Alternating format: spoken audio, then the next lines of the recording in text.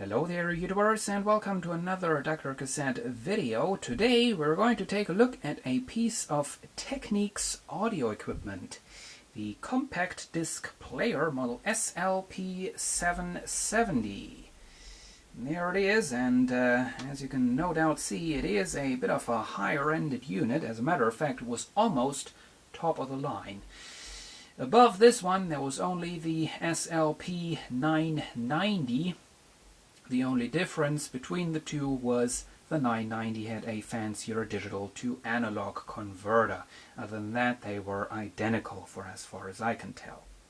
Well, here it is, and I'm going to tell you a little bit more about why I got it in just a little bit.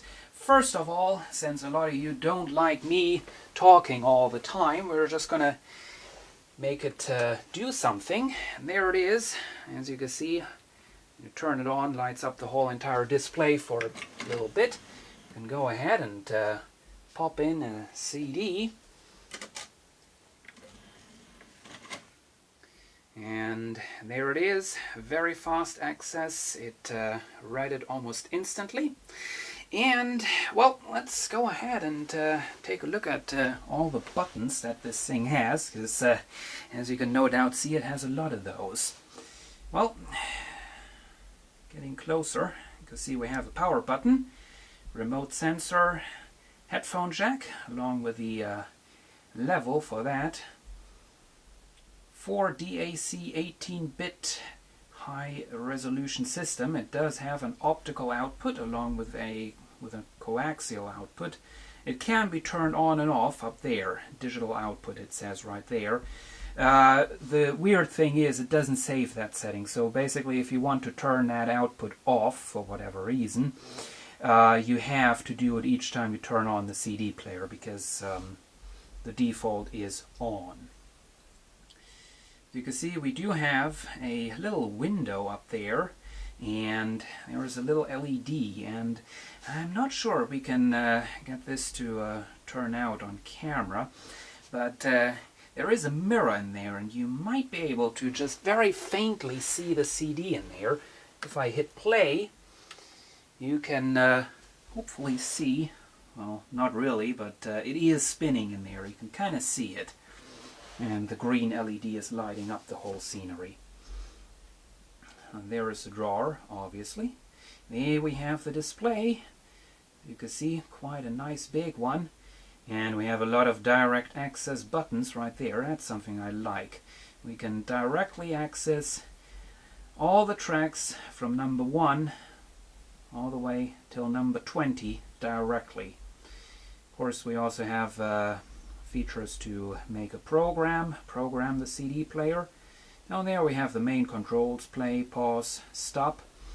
Of course, play and pause both have an LED that lights up.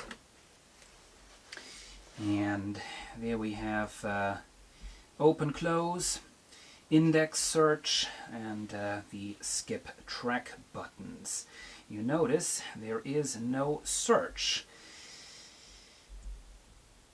And down there we have the little switch that determines what the CD player does whenever you turn it on using a timer. You can either have it playing normally, or you can have a random selection. It's kind of a nice feature right there. Well, now let's get over here. As you can see, there we have something that you don't typically see on a CD player. It's more of a thing that you find on a VCR.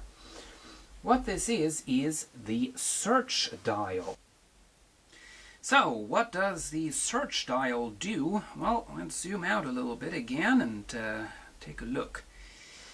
Okay, should be able to see everything since this is high definition. Right, now, turn up the volume.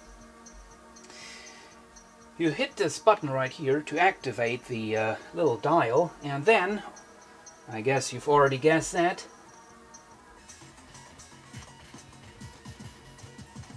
you can just search for different things.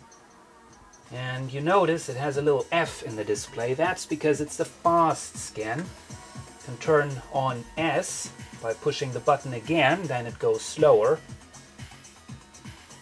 As you can see, I can almost make it go in real time.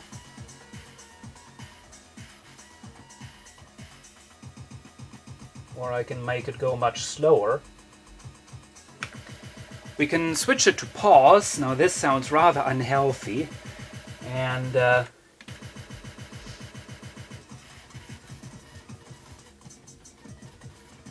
now you can search for a certain spot on the CD, and once you've reached that, you just hit play, and there it goes.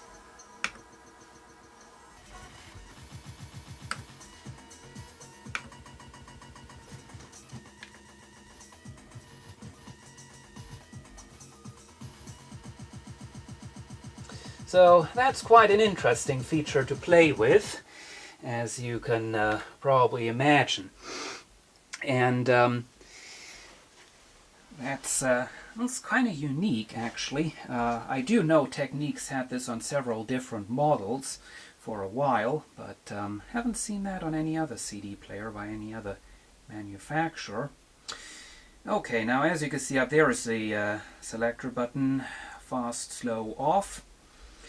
Of course, to record your CD to a cassette, we have the edit button, side A and B selector. We can do a peak search for both A or B, which is something I've never seen before. Down here we have the display mode and the time mode. Now, time mode is kind of obvious. It switches between different displays for the time. But let's take a look at that, because that's another very fancy thing. Now, as you can see, we do have, well, first of all, that's what the time mode does. Different selections, total remaining time, and all that. Down here, we have a little display that shows you where the laser is on its way through the CD. You get a little dial divided into minutes all the way up to 76 minutes. And as we scroll through the CD, let's select track 7 for instance. You can see the upper bar jumps up because obviously the laser is now further towards the end of the CD. So that is the one thing this unit can do. The other thing is it has a very cool VU meter. As you can see, that's what the display mode is for.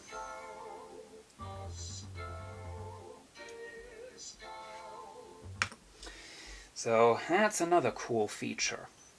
Okay, moving on. Down here we have some more A-B repeat. Of course, that's for programming a loop. Usual repeat. We have random. We have music scan, which of course just plays the first few seconds of every track. And then we have auto cue, which might be interesting for radio people. What that does is, whenever a track reaches its end, it does not go to the next track and starts playing. Nope, whenever a track ends, it just switches the CD player to pause. Here we have a look at the remote control, and I guess the first very obvious thing is this is a silver remote, and that's supposed to go along with the silver version of the CD player, because there was in fact a silver version of this. However, it is the same, and so it doesn't matter. The remote does look a little sad. As you can see, it still has the original protective plastic on there, so I could take that off and it will probably look like new again. And as you can see, we do have quite a few buttons on there, but nothing that is not present on the CD player itself, which I like, because you know, if you've lost the remote control and you cannot operate certain functions because of that, that's just very annoying. And there it is, remote control. Here we have the inside of the Technics model SL-P770 CD player, and as you can see, it's quite full in there. Because by the time when this came out in 1988, the miniaturization of CD technology was already pretty advanced, so there were CD players that managed to work just off of a few integrated circuits mounted to a rather small circuit board. Well, not this one. As you can see, we have up there a power supply. Power switch is mounted in the back, connected to the switch on the front with a long plastic piece. Some filter coils right there. Transformer, I guess it's appropriately sized. This is not an amplifier, so it doesn't need to be very big. We have the main circuit board. Right there we have the power supply, of course, all stabilized. There we have the outputs, as you can no doubt see, and as you can see, the outputs are relay controlled. That's quite an interesting design. Lots and lots and lots of stuff on here, as you can no doubt see. I actually did download the service manual for this CD player, and these are the, I guess, the primary adjustments for the CD mechanism, like focus gain and tracking offset, tracking whatever, focus offset. Pretty interesting stuff. You better don't mess with those, because you do need a servo generator to make all the adjustments properly. That is a piece of test equipment that I've never seen before. You can mess with those. Those are the offset regulators for the audio outputs. There we have another one of those regulator transistors mounted to a heatsink that is way too small. I could do my usual rant about that, but I'm not. Here we have the mechanism, and this is, of course, Technics was pretty good with this kind of stuff. And right there, of course, we have, they are very, very unique, I guess, way of moving the sled about. And okay, I moved both the tripod and the laser so you can see it a little bit better. And there it is. And of course, this CD player has the very unique and very nice Technics fast access system. Instead of moving the laser assembly across the CD with a motor and a load of gears, Technics is using a magnetic field, and the magnetic field is either pushing or pulling the sled with a laser on it around. And of course that means that it can go very slowly, or they can just put a very strong magnetic field on there and the assembly is just going to go very fast. So basically there are no access times. This thing is almost instant access, which I really do like. I really like that. I hate when, you know, like you select the last track of a CD and you can just hear it, the motor is quite happily spinning in there, and it basically takes forever until the laser has finally reached that track. I don't like that. And it can be done better. This CD player proves it, and that's why I like it. Now, this, however, also turned out to be the problem. Whenever I hooked up the CD player and tried it out the first time, it would skip. And I was very disappointed, and I tried a load of different CDs, making sure that it was in fact the fault of the CD player, and it would do it on every CD. CD recordables, pre-recorded CDs, all the ones I put in there, it would either skip a few seconds, or it would skip a track, or it would skip straight to the end of the CD, basically. And of course that made listening to a CD very, very unenjoyable. So I was pretty much getting ready to write to the eBay seller. Of course I got this thing off of eBay, to ask if he would take it back. And then I finally said, okay, we're just gonna take a chance, try to fix it. And first thing I did was, of course, I cleaned the laser. That didn't help. As usual, I don't seem to have any luck with that. I then noticed that the the metal bars that the laser assembly is sliding across, these two, were rather dirty. And of course, it's a pretty tricky thing to start with. You basically have metal sliding across metal, and that can cause trouble. And then, of course, with the dirt in between, I guess what was simply happening was the sled was just getting stuck, and the CD player would, of course, increase the magnetic field, the strength of the magnetic field, in order to get it to move. And once the magnetic field would finally manage to free up the laser sled, it would just go jumping across and move to a totally different location. So anyway, I first tried cleaning those metal pieces. That didn't help.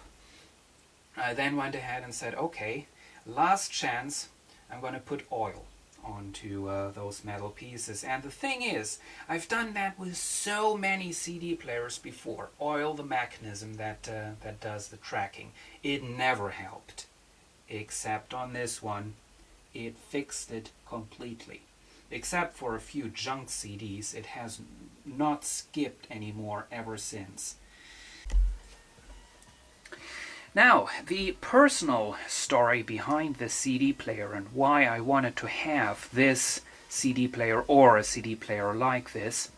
Well, years ago we had in school something that I believe you call work experience, where you basically go into just a regular business and you take a look at what they're doing, and you know, just to kind of determine if that could be a job that you're interested in.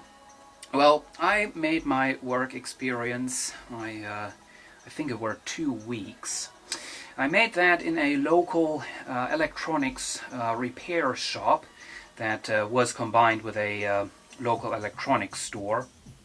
And that was when I found out that I don't want it to be a professional electronics repair technician, for a variety of reasons. And anyway, this CD player, or a CD player like this, once came in to the workshop. A customer had delivered it and wanted to have it repaired.